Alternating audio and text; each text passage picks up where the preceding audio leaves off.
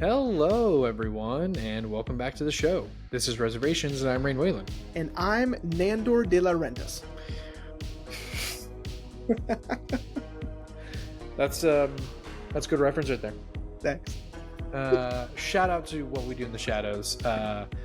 Dude, that show, I'm gonna be real. I'm gonna say something kind of controversial. I wanted to hate the ending because one, I didn't want the show to end. I haven't seen the end again.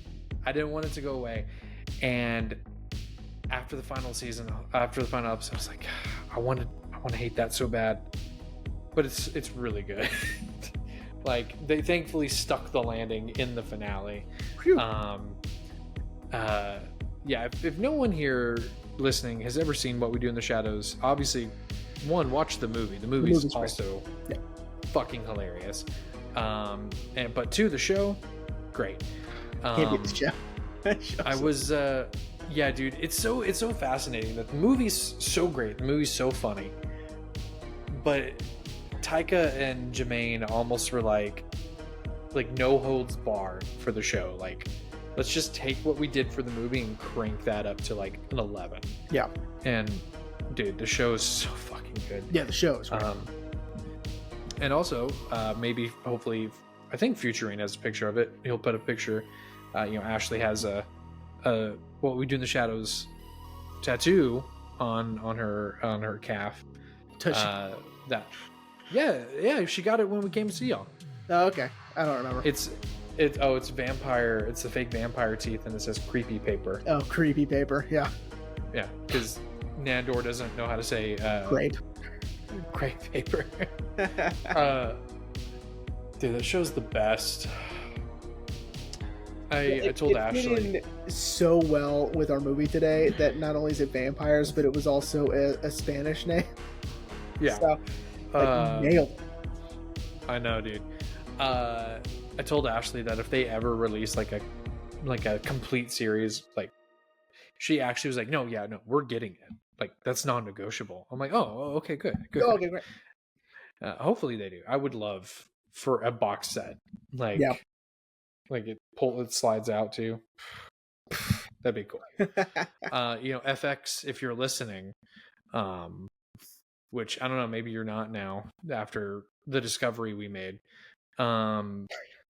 But if you are listening, make a collector's edition and have little slots where put some creepy paper in there. So for those of you listening, we were super jazzed that our Punch Drunk Love episode had over 100 views, and then randomly one day, because I just like to check it, just check the views, check the analytics, we were missing 60 to 69 views. It dropped, and I was like, how does that even work? Yeah. So the only thing I could think of is that maybe it overestimated.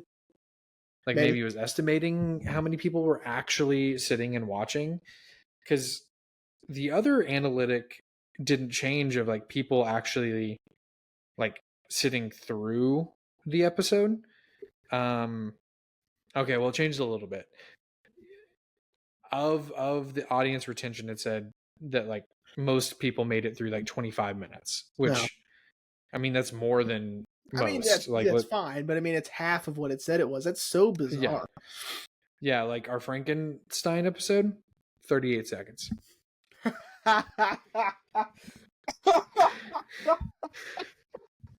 Yeah, average viewing duration, 38 seconds. It's almost like people listen for your name, see what we're talking about, and then see what we're talking about next week, and then that's it. Holy shit, that's funny. Yeah. Oh, man. And speaking of our Frankenstein episode, sorry that this one took so long. Yeah. First you asked for a day, which was fine. It's totally fine with that. Ashley and I were having a very low key day, and so I was like, you know what? All good. Gives me more time to play Batman. And then the next day, I felt like absolute garbage, and I was like, there's no way I'm going to be able to pay attention to this movie at all. like Yeah. in the slightest. And I had every intention to watch it yesterday because I was like, I'll feel better by the time we start recording. Absolutely not. Like, dude, to say I was dying obviously is an overstatement, but dude, I felt so awful. And it would come in waves. Like I would start to feel a little bit better. I'm like, okay, cool. It's going away. And then it would just hit me like fucking hard, dude. Like I even thought like, okay, maybe if I get out of the apartment, it'll help. And we went and voted yesterday. And standing at the poll booth with my ballot, like I was fine, clicking what I was for and what I was against. And then we get back into Ashley's car, and I was like, "Oh, dude, we need to go home like now." We did not go home. We ended up going to Target to get me some soup, Okay. which I fucked up. So all I wanted was chicken noodle, and I wasn't paying attention, and I grabbed cream of chicken. Oh, yeah. Hey man, Yeah. that's fair. That's fair. I'm not gonna dog you for that because that's like the cans look very similar. You know? And you see chicken, Yeah. and you're like, oh, okay, yeah. Because when I opened up the can, I was like, man, It's this too is pretty. creamy. That's pretty viscous for chicken noodle. And then I turned the can around, and I was like, oh, god damn it. The viscosity was Yeah, dude, it was thick, bro. And I even looked at Ashley. I'm like, is this right? And she was like, I think you grabbed. And that's when I turned the can around. I was like, god damn. But thankfully, there's a CVS right up the road from our apartment, so I just ran up there, grabbed some chicken noodle. golly, man. Yeah, but thankfully I felt better today, so I was like, no, we got to do it today. But yeah, so if you did not watch last week, which back to normal, looks like no one did, except for Zach. Shout out to Zach. This week we are talking about what was the year? Hang on. 93? It was 97, right? No? 92. 92. Yeah, have it up. The 1992 debut film from one of our favorite directors, which we've already talked about, one of his films this season, Guillermo Del Toro's Cronos. Like I mentioned in the tease, I meant to look it up to see who talked about it in their Criterion in the Closet. Because that's what sold me. Because I remember seeing Cronos a lot on the Criterion website. And I was like, yeah, Guillermo del Toro, I know who that is, but I really don't know that movie. Like The Devil's Backbone I'd heard of, Pan's Labyrinth I'd heard of. Yeah. I was like, I really don't know that movie. And whoever it was, as soon as they said the words, this really cool take on vampirism, I was like, okay, we're gonna have to check this out now. I'm just sad it took this long to finally watch the movie. Yeah. Which had you seen this movie before? Yeah. Okay. Years and years ago. Okay, what stood out to you since you'd seen this before? This was a first watch for me. The first time I saw it, it stood out to me that yes, it's like it is sort of a weird take on vampires because we're not seeing someone transform into a traditional vampire. He doesn't have fangs. Mm-hmm. He's not, going out and killing innocent people for their blood. He's not, not seeing himself in the mirror, Yeah. It's just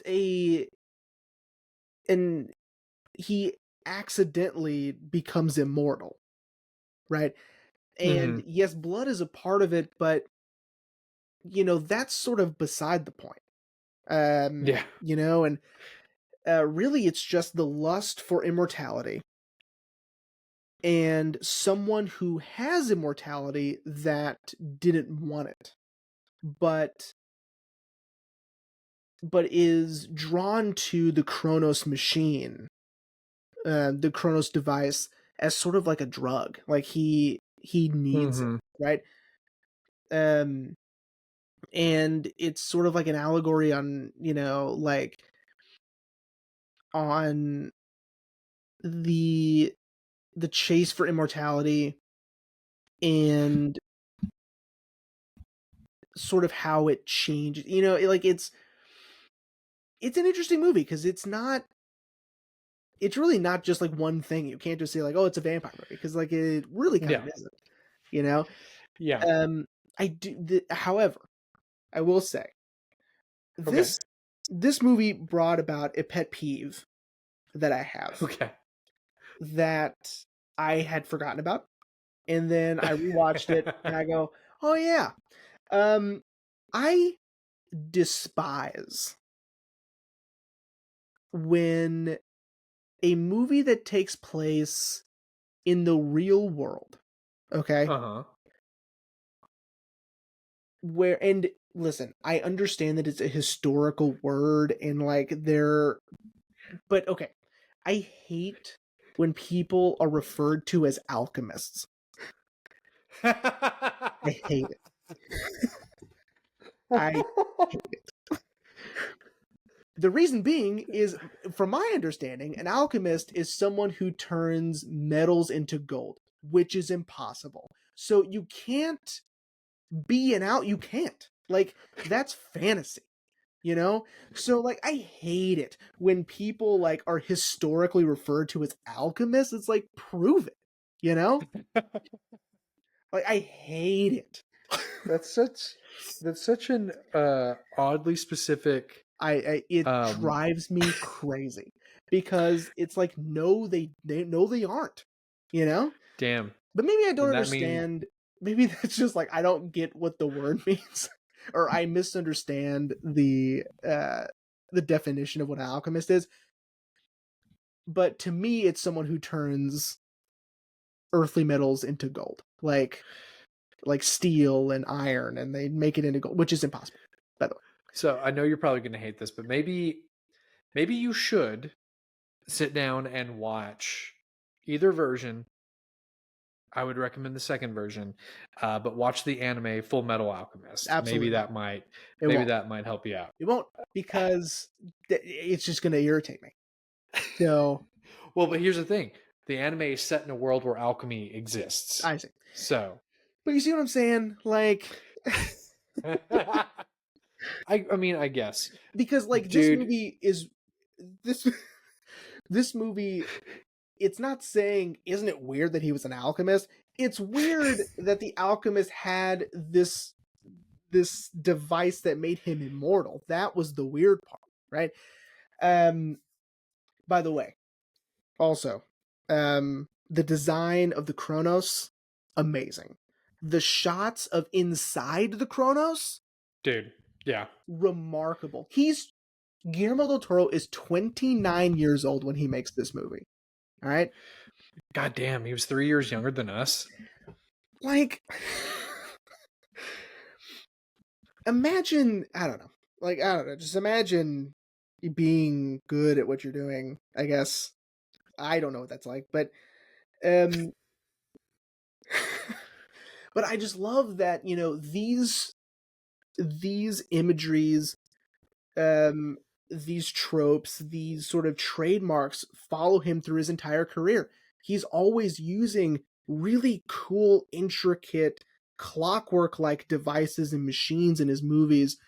Um, One of my favorites is the guy from Hellboy that winds himself up, you know?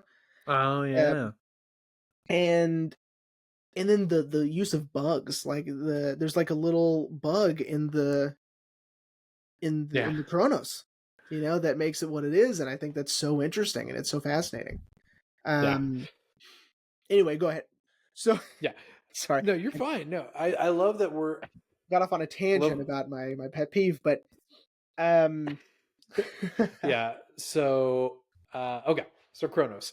Kronos. The film starts in 1536. They say his name, but I'm going to be honest, I've already forgotten it. it's He's fine. just credited as the alchemist. Right. An alchemist creates a device that can gift eternal life, called the Cronos device. But in 1936, 400 years later, a building collapses, killing the alchemist. And when the investigators go to his home, they find a corpse with bowls of blood, and we're like, we never speak of this ever again, and that's that. About 60 years later, we meet our main protagonist, Jesus Gris, who is just an aging antique shop owner, with his wife Mercedes and his granddaughter Aurora.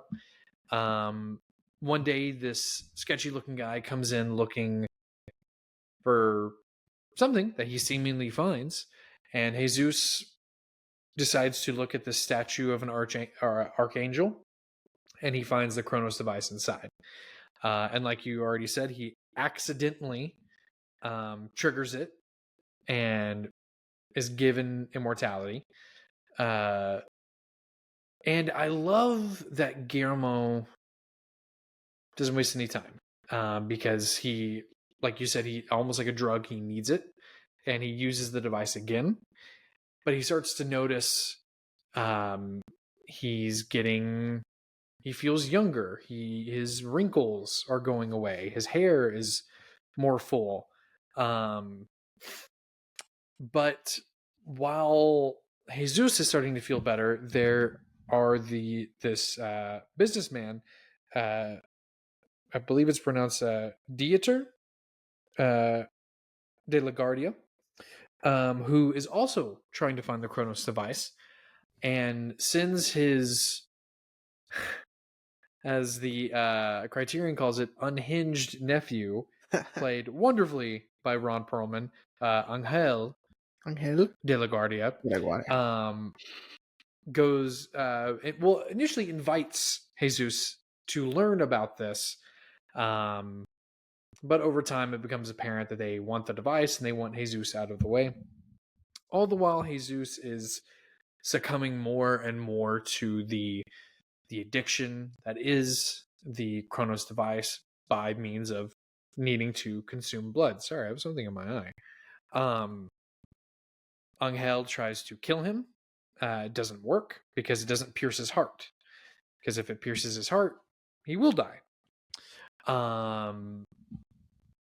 And in a final confrontation, I'm yada-yadaing over a lot of stuff. Sure. In a final confrontation with De La Guardia, Jesus learns that his skin that is beginning to rot, there's new skin underneath that's almost like marble. It's the skin of a killer Bella. It's good. But Jesus doesn't want immortality. He just, that was something he was accidentally given, and he doesn't want it. But he knows that if a man like De La Guardia gets it, it's not going to be good for anyone. And so in a last-ditch effort, in the last 15 minutes of the movie, with the help of his granddaughter Aurora, they kill Dieter, kill Angel, and then Jesus destroys the Cronos device, which he was warned will kill him instantly if he destroys it. And the film ends with him back at home with his wife and Aurora by his side, and presumably dies, and that's Cronos. Yeah, so I yada-yada'd over a lot of stuff, because I knew we were going to talk about it and get into it. I do like what you said about the Cronos device almost being sort of addictive, that he needs it. And it makes me wonder if that's something that the insect inside does, that it because De La Guardia calls it essentially a filter, that the insect is a blood filter in a way. So it makes me wonder if that's what's making Jesus so dependent on the Cronos device. Maybe you know? because like he's not consuming blood, right? And so he has to Yeah. keep using the Kronos device. I think one of the most shocking moments of the film is you just see him with it on his chest, and you're like, Hmm. whoa, like that's extreme. Like he's really into it now, you know? Yeah. Not really knowing what it is either. Like he doesn't understand, what's going on. He just knows that he needs it or that Hmm. this will make him feel better. Um, and what I like about this movie is it's what Roger Ebert said is that it's not about the plot necessarily. Like, yeah, the plot is pretty straightforward and, it's interesting, but really it's about these characters because, like, Jesus Gris, he doesn't want immortality. Like, when De La Guardia says, like, I have the instructions, I have, like, the manual to this thing, he doesn't care. He just doesn't want this, Like, he could care less about the instructions, about how to harness this gift of immortality. Um, and De La Guardia wants it just to, as Ebert put it, watch his millions turn to billions. Like Yeah. that's why he wants to live forever, you know? Yeah. Um, and so there's no honor in that. And there's no morality or, um, any sort of well-intentioned reason for him to want to live forever. And he's dying. So, Yeah. um, he just doesn't want to see his empire, you know, go on without him.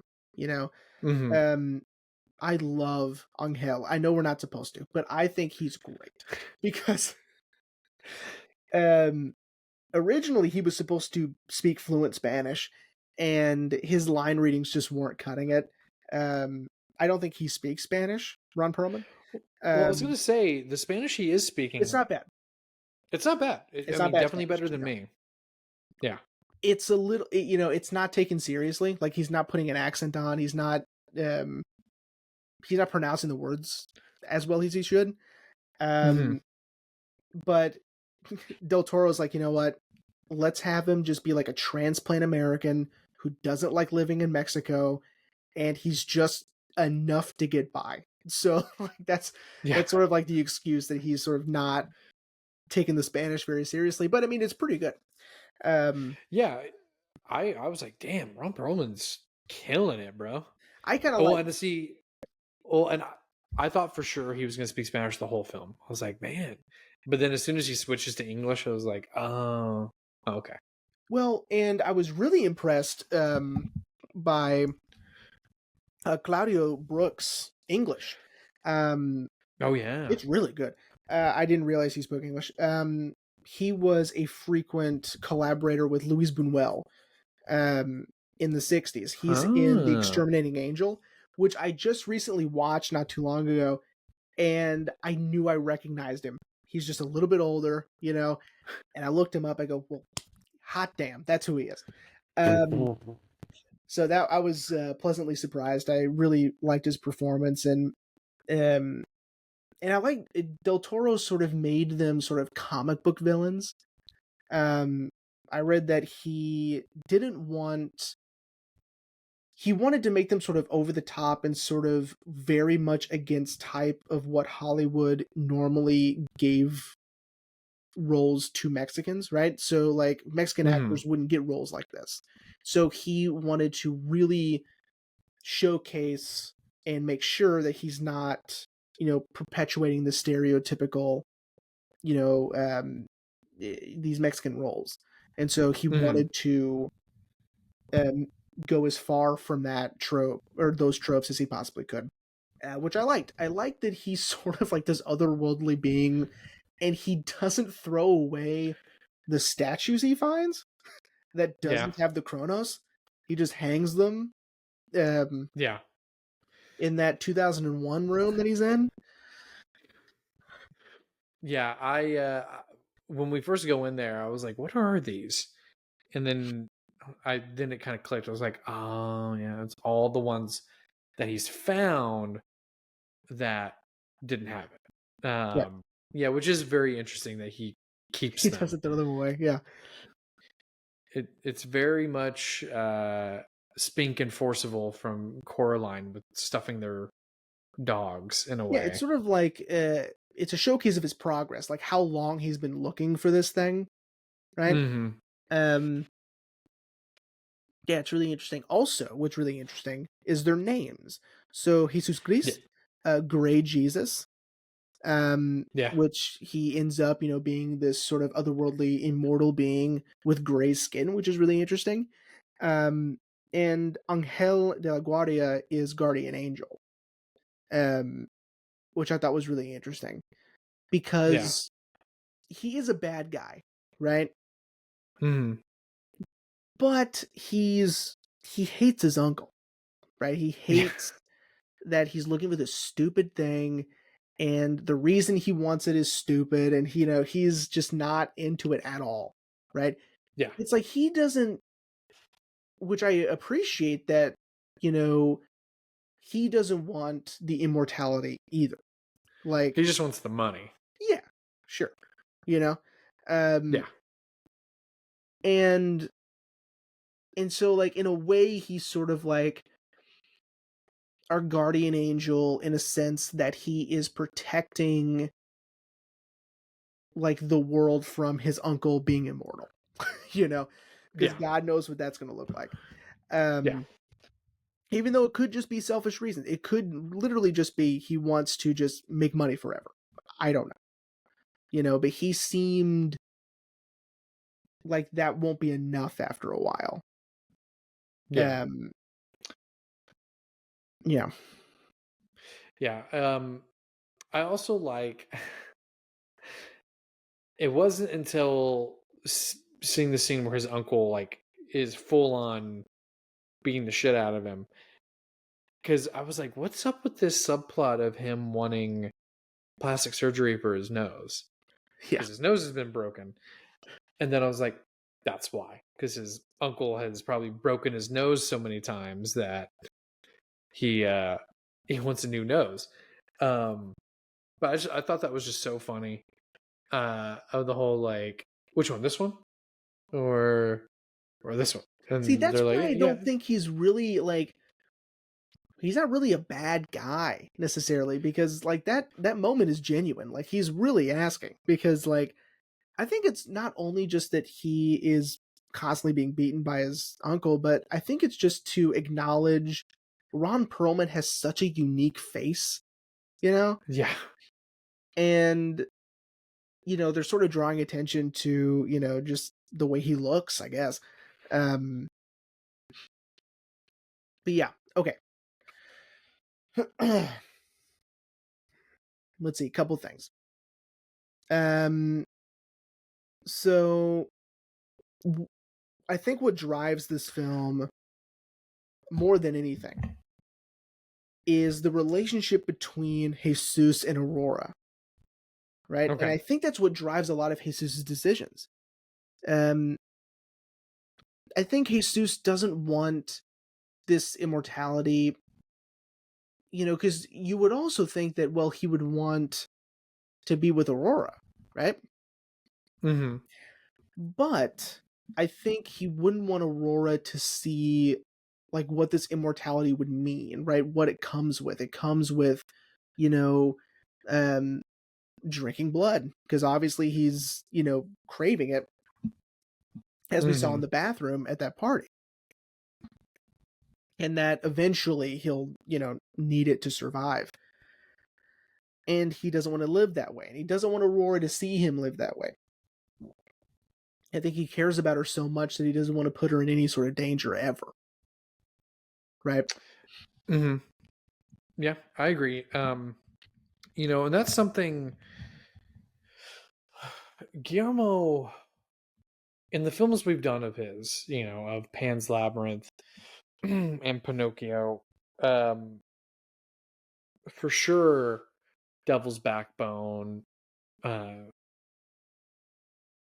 will be on there at some point.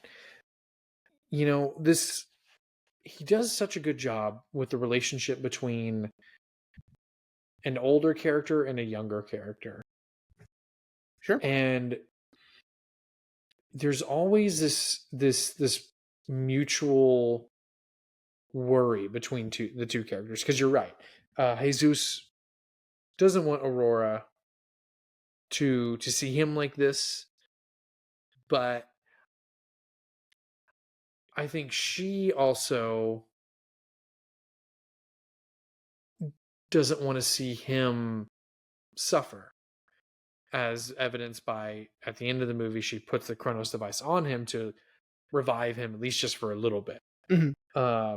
Almost like an adrenaline shot, Sure.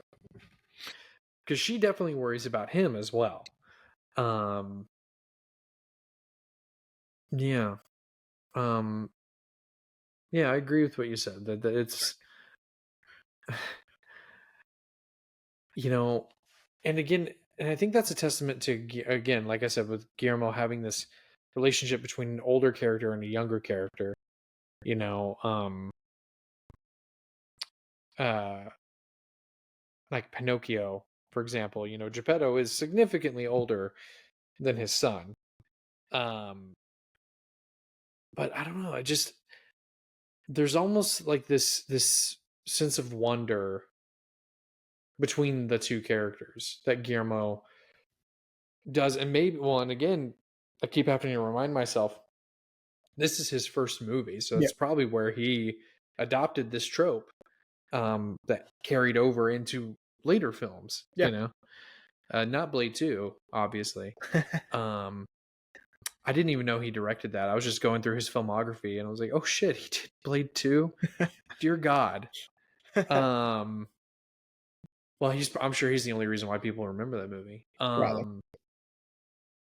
But yeah, I also I also like I oh well if I haven't stated it already, I did really enjoy this movie. I thought it was great. Yeah. I mean, Guillermo always knocks it out of the park.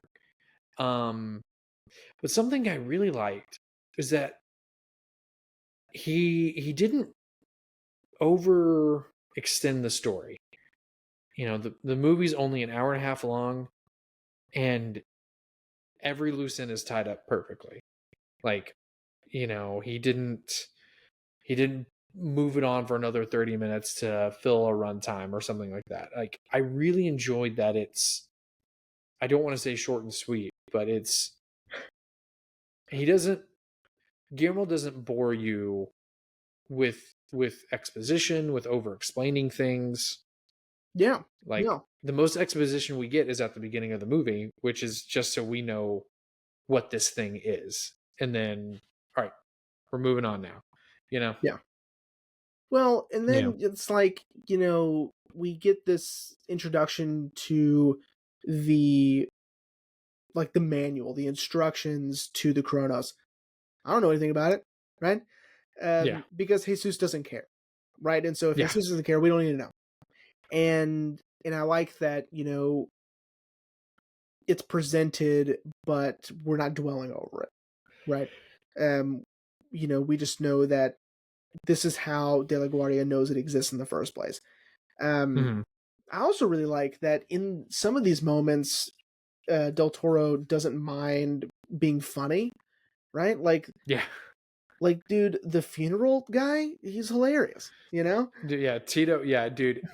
I audibly chuckled when he's trying to get the fire going for the cremation, and he kicks it, and it puffs out, and he's like, yeah, I audibly laughed. Um, or how disappointed he was when the owner of the mortuary was like, well, the widow wants him cremated, and he's like, so I fixed him, and they're just gonna burn him. Yeah. Like, okay. It takes a lot of It's so work, good. to fix him. Yeah. Yeah, I was surprised that, that Angel, basically, that he killed Jesus, right? Yeah. I wasn't expecting Jesus to die in the crash. I was expecting him to sort of Mm. walk away from that, but when he died, I mean, it takes him a while to revive, and because I don't think he's playing dead in any of these scenarios. Um, I think that he's for sure dead, and he just happened to wake up at that moment. Right. Right when he's Yeah. about to be cremated. Oof, that was close. Yeah, and I think, and again, I think that's something that Guillermo does to subvert expectations. Because, yes, we'll just say this is vampire like. But I bet he probably thought that we would think like, oh, well, he's just going to get right back up again, you know, Right. Yeah. and walk it off. And Guillermo was like, no, it's going to take him a minute to presumably heal, to kind of get his bearings and be good again. Yeah, like it Which, subverted my expectations for sure. yeah, because and I think to use like modern takes on like Dracula or something like that, he gets hurt and he's right back up again, Yeah, of course. you know. Um, and so I liked that Guillermo was like, no, it's going to take him a moment to heal, to kind of get his bearings, and and I like that, like when Tito is getting him all fixed up, we do get an idea that Jesus is kind of cognizant. Hmm. He's just not aware of what's going on, Hmm. you know. Um, but yeah, I like that too. That like it wasn't like an immediate like, hey, whoa, like what are you doing, kind of thing, Right. or even like, yeah, he pulls himself out of the car crash and is like, oh, good, glad I missed that, you know. Yeah, I wasn't expecting that at all of him to be fully dead and have a funeral. You know. Yeah, yeah. But again, yeah, it's this subversion of expectations that I really enjoyed, because it's something that, since, last week, like we talked about sort of a monster movie, it's something that like I feel like a lot of monster movies kind of do a lot of, which is, you know, our character is going through this change. We, the audience, are watching them go through this change. And everyone around them is acting like, not necessarily nothing's wrong, but like they're not really, there's no repercussions for everyone else. As where in this case, Jesus dies, he has a funeral, and Mercedes wants to have him cremated, and it's, there's repercussions for, you know, Uh-huh. you got to get what I'm saying? Yeah, yeah. No, I know what you're saying. Um, You know? yeah, in the sort of body horror aspect of the movie, again, it's not dwelled on very much, but his skin coming off is sort of, ugh, like, The sort of part that icky. grossed me out the most is when he Puts sticks his his hand, hand. yeah. Oh, like peeling off the face. I was like, oh, okay. But that, I was like, no, that this needs to stop right now. Agreed. I was like, oh man, in the skin is crazy. Yeah. Um, yeah. I also liked the choice of him putting the funeral suit back on, but he had to put it on backwards, Yeah. to put his arms through it and everything, and to cinch it up. That was great. Um, Yeah. Kind of funny, kind of goofy, um, but not so outlandish that it takes you out of it. I think it was a good choice. I liked it. Yeah. Agreed. And I like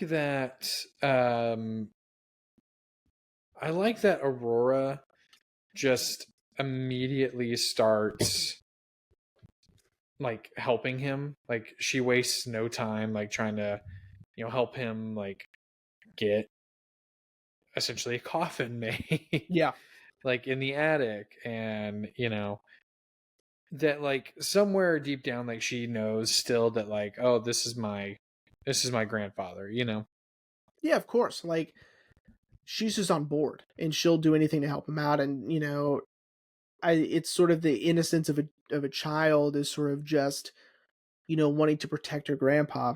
It's really Mm-hmm. sweet, and I think that Del Toro really excels at those relationships, like we said earlier. Um, and yeah, Yeah, yeah, because and I love that he waits for Aurora to finally say something. You know, like I was wondering, like, she doesn't talk. Like, no, did I yeah, miss a moment where they reveal that she's mute or like something like that? Um, but it's because Guillermo was waiting for the right moment for her to talk, and it's so impactful, that yeah, he's essentially about to feed on his own granddaughter, and she calls him abuelo, and that's enough to trigger him out. right. And again, And thank God. that's why he knows that he's got to destroy the device and end his mortality, because he doesn't have control. Right, he's starting to lose Mhm. that control. Um, and obviously he doesn't want De La Guardia to have it either. So, um, Yeah, has to destroy it. yeah. Um, but yeah, okay. So some other things I really liked about the movie. Um, I I also really liked um like everyone said it was gory. I was like, nah, I mean, yeah, there's a lot of blood, but like it's not like gory. Yeah, Like he's not like slashing people's throats open or right. anything like that. Um but I like that the violence is sort of over the top as well. Like you were saying earlier that like uh Angel and his uncle are sort of like comic book villains, but I do but that kind of extends to the violence as well. Hmm. Like when he's beating the shit out of Jesus in the desert, it's sort of over the top and Yeah, you know comic booky, and then when he's hitting him with the pole towards the end, like yeah, you know, but I think that's also just to I don't know, maybe to show that like um I guess how unhinged Ron Perlman is. I don't know. yeah. I don't know. Because again, his character is really interesting because yeah, he kills Jesus, but it's weird. Like there's this weird dichotomy with him that he'll do something like beat up Jesus or kill Jesus or um you know do something terrible, but then it's like, yeah, but he's not doing it because he wants to, right? Like Yeah. he just feels like he has to, and his uncle has such a hold over him that um yeah, I don't even know if I'm supposed to feel empathy for Angela, but I do. I You're right. It's hard not to because Ron Perlman, you can tell he's just having so much fun.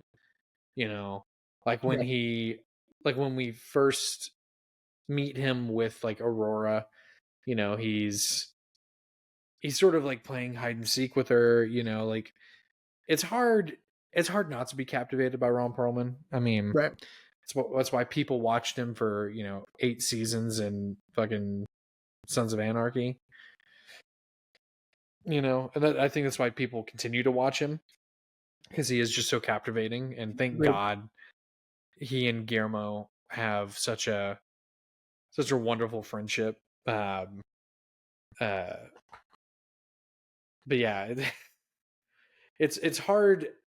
I'm sure Guillermo didn't want anyone to empathize with Angel, but it's It's hard. Ron It's Perlman, hard. I know. And It's Ron what's Perlman. funny Yeah. is, like we live in a post Ron Perlman appreciated world. Because I mean, when I'm reading, it's so funny. When I was reading Roger Ebert's review, and he said Ron Perlman in parentheses his Beauty and the Beast, the television show. Like he had to put like where he's from, and I go, oh my god, this is like way before anything, you know. Yeah. It's like, man, like if only you knew how much we love him now, you know. Yeah. Yeah, man, Ron Oh Perlman's yeah. the fucking best, man. I love that guy. Yeah. He truly is the best. Um and again, which is I think why I was so like amazed by uh like his Spanish. I was like, man, he's killing it, bro. Yeah, it was good. It's good Spanish, and the phrases aren't like, you know, day one phrases. I mean, he was doing a really good job, I thought. Oh, for sure. Yeah. Well, I mean, like I said, he's doing a better job than I was, you know. But yeah, man. I'm trying to see if there's anything I wanted to talk about I didn't touch on. Not really. Oops, I forgot.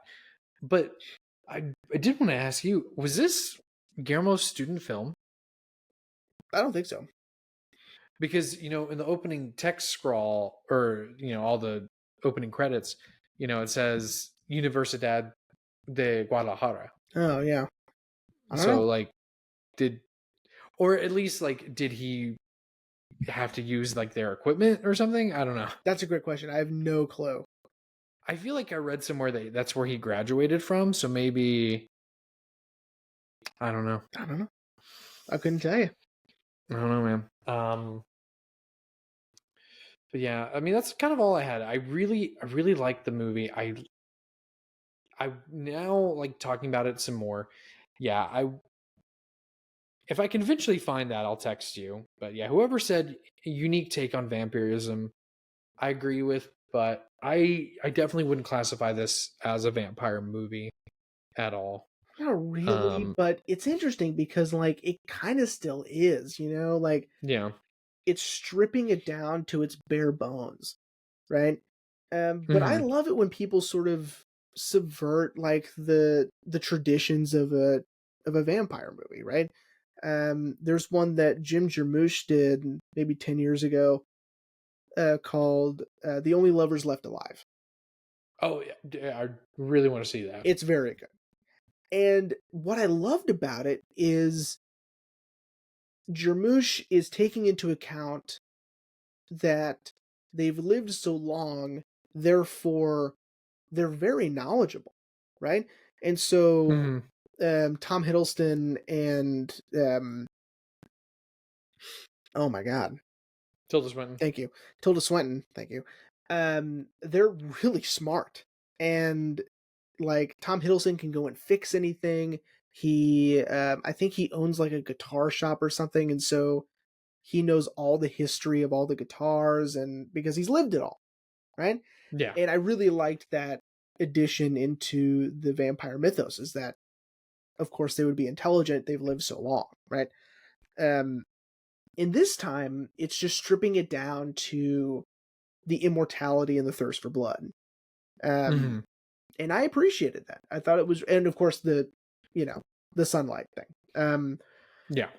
which again I really liked. I liked that, you know, it's not like he grew fangs, and you know, um he's like, I don't know how to describe it. I just think that it's really really cool the way that this uses those traditions but does something different with them, and I think that's really interesting. And I think that throughout his career Del Toro's done that, you know. Mm-hmm. I mean, look what he did with Pinocchio. You know, I mean, Yeah. he knows how to take an interesting idea and create something so unique with it that elevates the original idea. Which Mm-hmm. I really appreciate that. I think he's great. Of course. Agreed. Yeah. Agreed. Well, with that being said, buddy, are you ready to wrap up? Yeah, I think so. You know, this Yeah. one was one because like it's super straightforward, you know? Yeah. But I liked it. Agreed. Yeah, it is very straightforward. I really thought I was going to get Ashley to watch it with me. And she considered it, but she was like, but I don't want to have to read subtitles. And I was like, okay. She reads books I all was the like, but time. Well, but we're watching Frankenstein, right? It comes out on Netflix this Friday. She was like, yeah. I'm like, we better. Yeah. Like, I got to see that. Got to see it. With that being said, buddy, what are we talking about next week? Because you said you made it seem like you were pretty excited. Oh, yeah. Well, and here's the thing. So I am excited. Okay. But like Natalie Imbruglia, I'm torn because I now have two choices. Okay. And it took me a second. And I don't know what to do because either one will be both exciting, fun, but a little challenging. So it doesn't really matter what we do. I think the only difference between the two of them is if you want to lose an hour or add an hour. So they're very long. I will say that either movie you pick, it's going to be long as shit. All right? Okay. So just so you know. But either we do...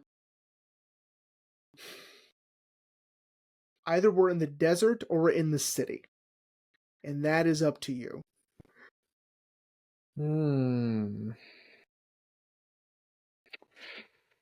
This is a real Sophie's choose. All right. We're going to go... Let's go in the city. In the city? Yeah. Okay. Next week, we will be discussing Sergio Leone's final film, Once Upon a Time in America. Ooh. So. Okay. The other choice was Sergio Leone's Once Upon a Time in the West. So. Yeah. Okay. So, but no, we're going to do Once Upon a Time in America.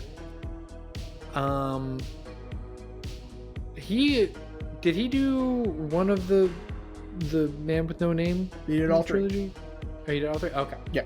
Okay. Cool. It's been a while since we've done those. I know. So cool. That'll be interesting because I know nothing about this movie. Obviously, I mean, the name Sergio Leone stuck with me a little bit. Yeah. So is this like a spaghetti western or no? This is a sort of a gangster epic. So it stars Robert De Niro. Oh shit! James Woods, William Forsythe. It's got a bunch of people in it. It's 4 hours long. That's why I was like, either you lose or gain. You gained. That's fine. I don't know whether to watch the director's cut or the theatrical cut. I think if you rent it on Apple, you can only do the theatrical cut, so we might just do that. Okay. So, yeah. Okay. Cool. Well, then I'm excited, man. Cool. Ready to see some more Sergio Leone and, see how much time I will be taking on this. Yeah, for sure. Cool. All right, everyone. Well, we hope you enjoyed this episode on Cronos, and we'll see you next week for Once Upon a Time in America.